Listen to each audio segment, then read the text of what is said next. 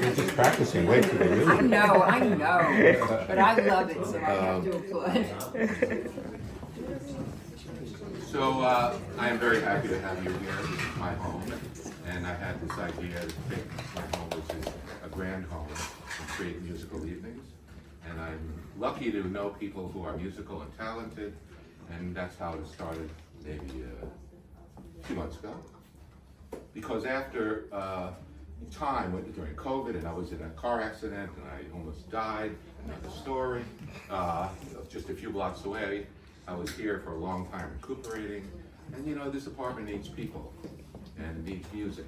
And I find when I dance tango, I dance with my, perform with my jazz band, that's live music with real people listening, and there are no devices involved, right? So this is an evening of real music and real people and very talented people. And our first performer is the most, I don't know, well-known, maybe that's not true, he's not that well-known, but he has the most dramatic story of almost anyone. So Yuri is living in the Soviet Union with his family, two children. Nina was just born, and an oldest son. She was right? that big. That big. How big were you, Nina? How big were you? The story changes every time Victor tells the story. It You changes. become younger. That's good. Very good. She fit in 1971. the shoebox. 1971, the height of the Soviet Union. Brezhnev was running the Soviet Union. Who was the president then? Was it Reagan? 1971. 1971. Leonid Brezhnev. Yes. He was So Yuri wanted to go to Israel. Yuri's a Jewish artist. He wanted to go to Israel. That was not allowed, of course. And he was the lead violinist on the Soviet Symphony Orchestra of Radio and Television, which was the government's orchestra to show the world the great talents of the Soviet Union. So for you to leave is not good, you know. And this was, and Yuri traveled with the orchestra to Hungary and Latvia and Czechoslovakia and other East European countries with the orchestra. Yuri wanted to go to Israel. He petitioned the government. It was rejected. He was called anti-Soviet. He petitioned his orchestra again, and he was an outcast. And he kept trying, and then he was brought into many offices, asked, "Are you sure you want to do this? Because this is not a smart thing to do." And he was requesting letters of welcome from Israel, and they were sent, but the KGB intersected them, and he never got them. So he never knew Israel had approved this visa. So finally, with all the badgering that Yuri was doing, he got this note from the Dutch embassy, because the Israelis did not have an embassy in Moscow, the Dutch government did, that they got approved. And you have to leave in 10 days. 10 days? Yes. Yes. 10 days. So, the Belyavsky family in 10 days said goodbye to everybody, gathered all their belongings, the family dog. Eleanor thought she'd never see her father again, and went to the airport, got on a plane to Vienna overnight, then to Israel. And Yuri, tell us when Yuri wants to, you should ask him to tell you the story of the violin, the Yuri Belyavsky violin.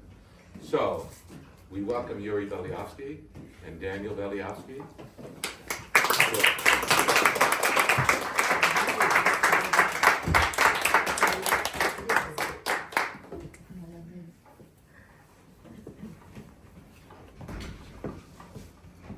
Was all that Thank you. correct?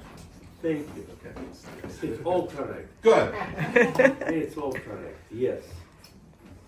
In real life, it's correct, but it takes more time. Yes. 5 minutes. The whole story. But anyhow, we survived, and I think we were really lucky. Like a lottery ticket, we got permission, because a lot of our friends still, for next, after we left Soviet Union, they waited about 17 years until they got permission.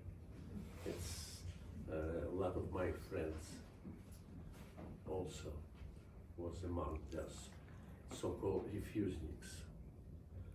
So we got permission.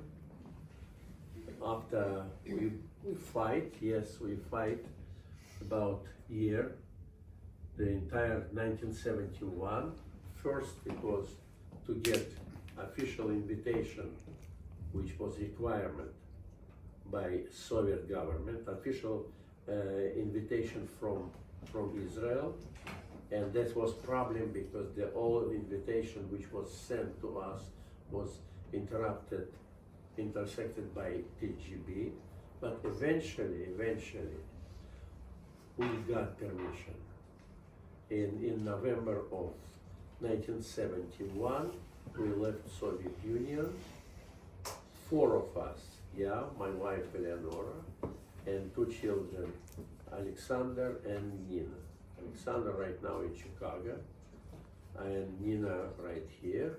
And Daniel was born already in free world in the United States.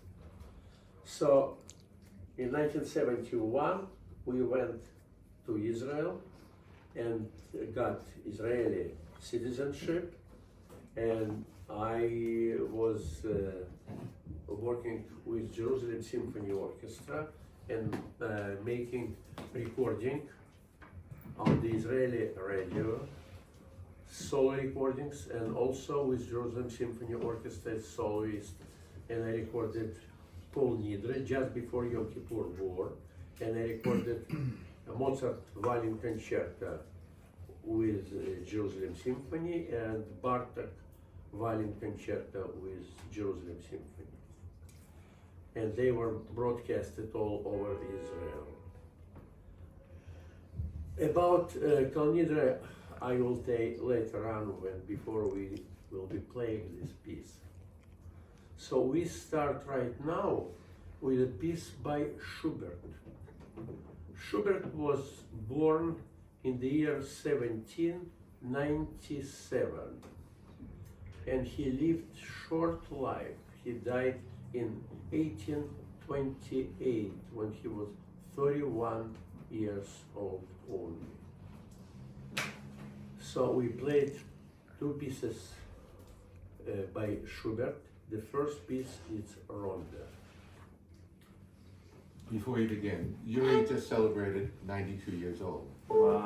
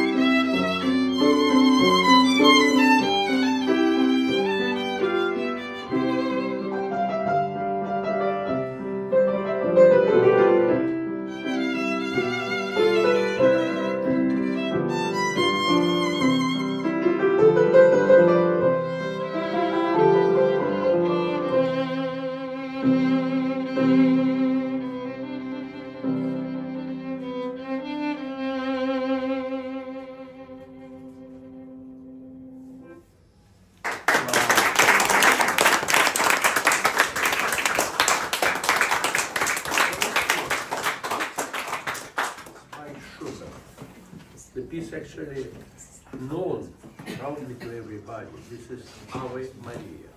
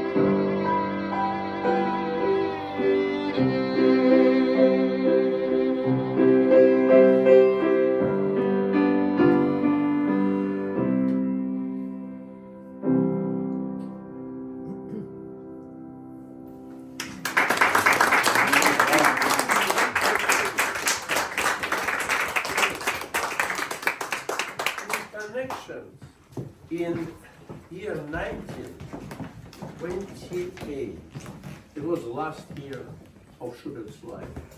He attended a concert recital by greatest performers, probably for all time, Nicola Paganini, the legendary violinist.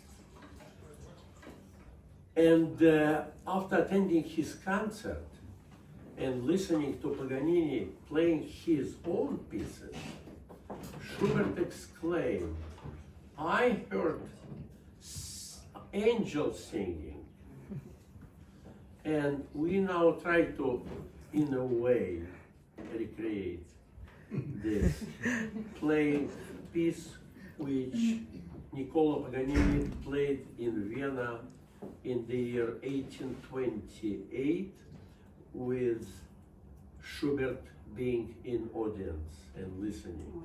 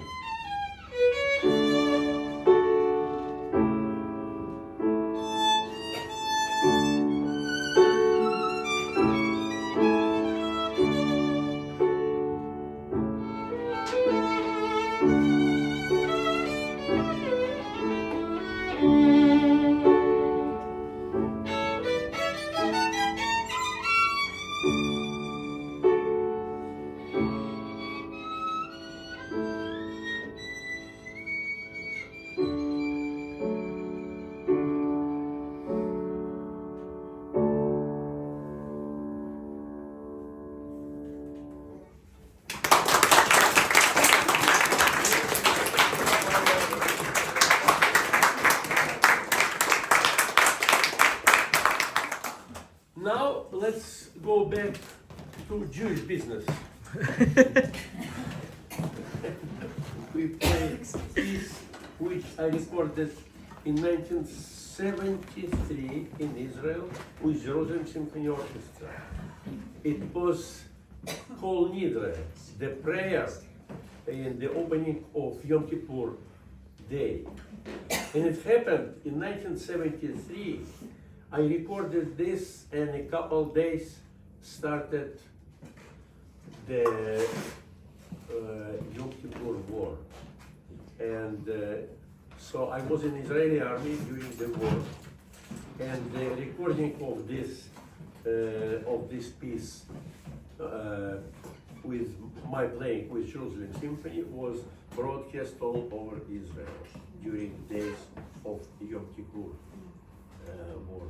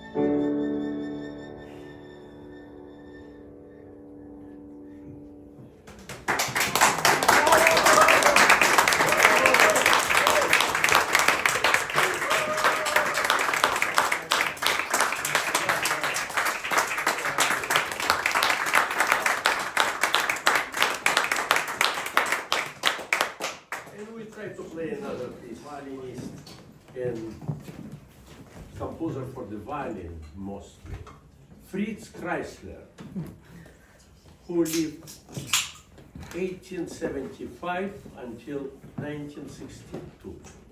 Fritz Kreisler, Liebeslied, Mutti любви.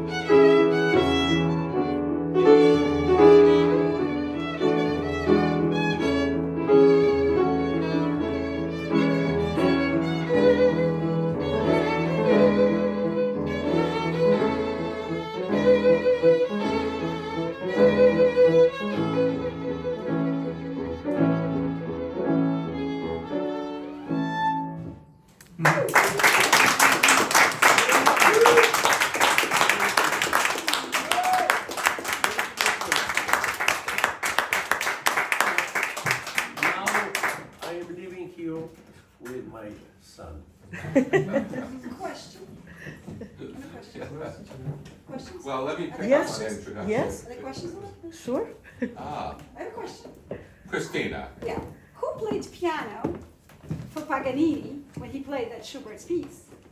We have Daniel here, but Yes. see? It's Yeah. all piano played by Daniel.